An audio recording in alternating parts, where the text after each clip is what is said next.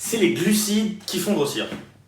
Salut, c'est Antoine Alpha Body et dans cette vidéo, je vais démonter encore un nouveau mythe, le mythe numéro 7 de l'industrie du fitness, qui dit en gros que c'est les glucides qui te font grossir.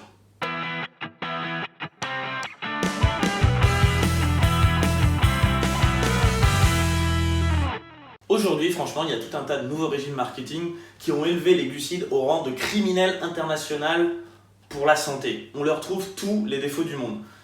Ils augmenteraient le risque de diabète, ils créeraient de la prise de poids, ils augmenteraient l'appétit, ils feraient en sorte qu'on se sent fatigué après avoir en consommé. Franchement, c'est eux qui ont créé tous les problèmes de notre planète. Et en gros, il y a quelques années, c'était plutôt les lipides qui étaient sur le banc des accusés, mais ces temps-ci, les glucides les ont remplacés. Et les lipides ont repris leur lettre de noblesse. Alors attention, je dis pas qu'il ne faut pas manger de lipides, c'est pas ce que j'ai dit. Tous les macronutriments ont leur place. Et d'ailleurs, il y a plusieurs études qui montrent qu'un manque de lipides est super dangereux pour la santé, notamment pour le système hormonal. À la limite, ce que tu peux complètement exclure, c'est les trans fats, les acides gras transformés. Ceux-là, moins t'en manges, mieux tu te portes. Alors, en revanche, attention, j'ai pas dit que le régime sans glucides ne fonctionnait pas. Bien souvent, ça fonctionne même très bien, mais absolument pas pour les raisons que tu penses. Et surtout, ça fonctionne mal sur le long terme. Et franchement, à mon avis, il est super peu adapté au contexte du fitness et de la musculation. Franchement, si on en croit les gourous du sans glucides, ça te baisse ton métabolisme, ça te crée des cancers et ça te fait grossir et ça te rend léthargique. Sauf que c'est pas vrai. On entend partout que manger sans glucides, c'est la réponse ultime pour faire fondre le gras. Tu te souviens, dans une des premières vidéos de la vérité sur les mythes, je t'ai dit qu'on aimait bien les raccourcis. On aime bien pointer du doigt et dire « Ah, j'ai trouvé la solution ultime à tous mes problèmes ».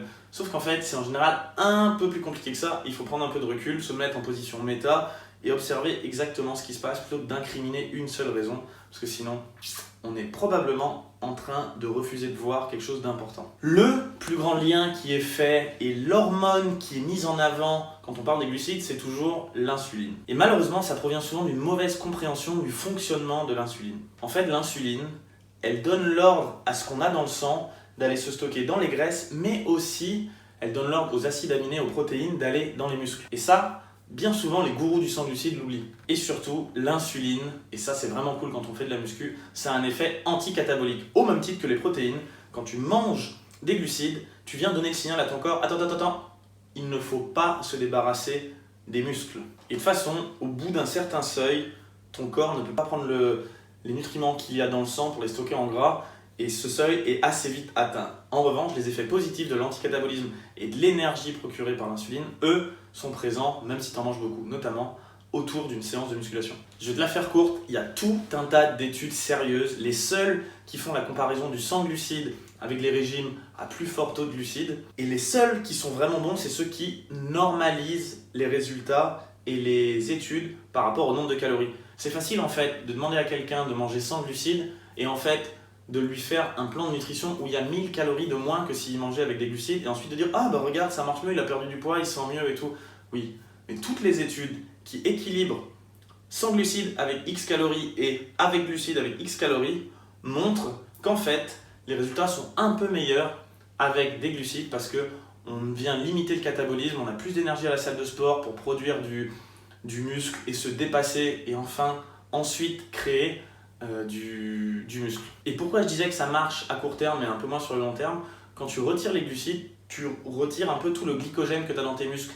Et du coup, rapidement, après une semaine sans glucides, tu vas peut-être avoir perdu 2, 3, 4 kilos, mais c'est surtout de l'eau. Et ensuite, dès que tu remanges des glucides, tu dis « Ah, ça y est, je regrossis », mais en fait, non, c'est juste de l'eau que tu remets dans tes muscles. Et en revanche, passé cette première semaine, la plupart des gens qui mangent sans glucides, eh ben, ils n'arrivent plus à perdre de poids.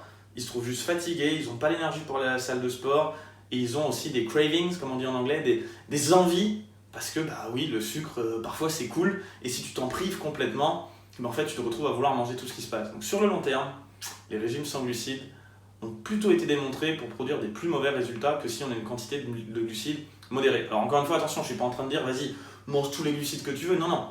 Ce qui est important, c'est d'avoir une activité physique régulière, d'augmenter ta masse musculaire et de savoir comment gérer ton alimentation, tes macros, tes calories en fonction de là où tu en es et d'augmenter ton métabolisme sur le long terme. c'est pas les régimes sans glucides qui vont te donner des résultats magiques.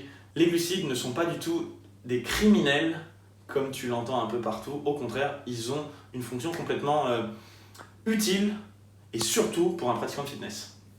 Mets-moi un pouce si tu as aimé ce mythe sur les glucides.